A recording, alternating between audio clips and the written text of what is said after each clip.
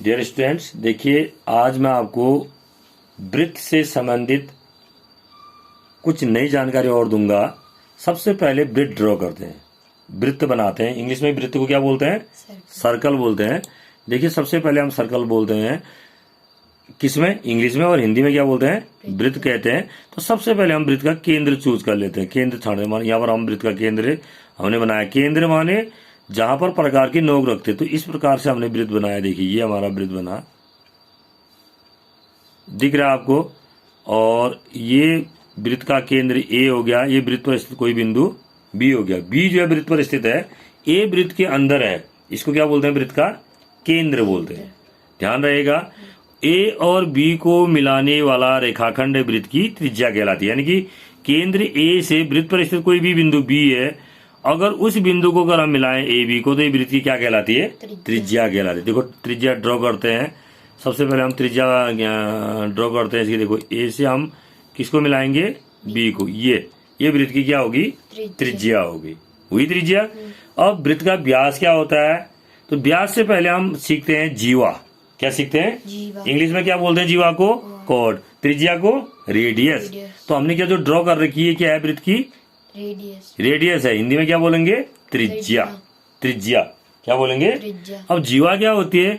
वृत्त पर कोई भी दो बिंदु ले लीजिए, कोई भी दो बिंदु, उन दो बिंदुओं को मिलाने वाला रेखाखंड। देखो ये सी एक पॉइंट है, दूसरा पॉइंट हमने डी चुन लिया। देखो अब ये जो सी डी है, आपको जो सी डी दिख रही है, ये क्या है? चलो इसका कलर हम लाल कर देते हैं।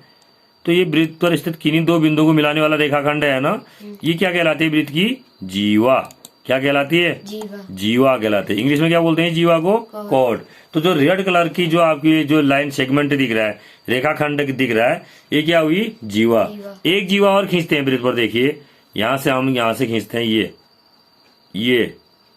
ये भी वृत्त पर स्थित कोई दो बिंदु होनी चाहिए, उनको मिलाने वाला रेखाखंड। देखो ये ई और एफ को मिला रहा है ना।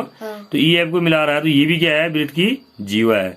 देखो इस जीवा को अगर हम ग्रीन करके दिखा देते हैं ताकि आपको क्लियर दिखे, ये देखिए, ये देखो, ये भी क्या होगी? जीवा।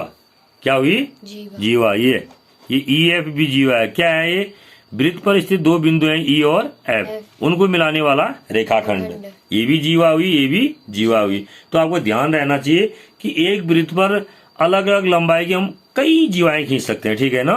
देखो इस ई से अगर हम एक जीवा यहाँ भी खींच सकते हैं, ये ऐसे भी खींच सकते हैं। ये भी वृत्त, ये भी क्या हुई? जीवा हुई। देखो ये ई जी भी क्या हुई? जीवा हुई। देखो इसका कलर अगर हम क्या करते हैं?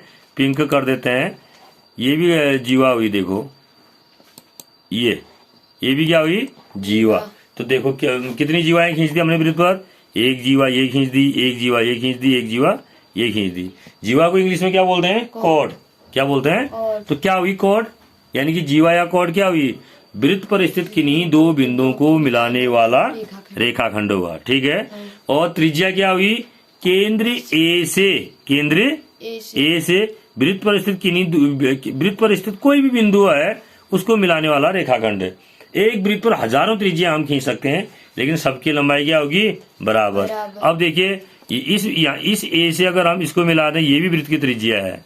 ये भी क्या है? देखो ये ए एच, ये भी वृत्त की त्रिज्या है ना। और ए बी और ए एच क्या होंगे? बराबर होंगे। ऐसे ही ए से देखो, यहाँ से ए से हम किसको मिलाते हैं? एफ को मिलाते हैं, तो ये भी क्या है? वृत्त की त्रिज्या। ये भी क्या है? वृत्त की त्रिज्या है।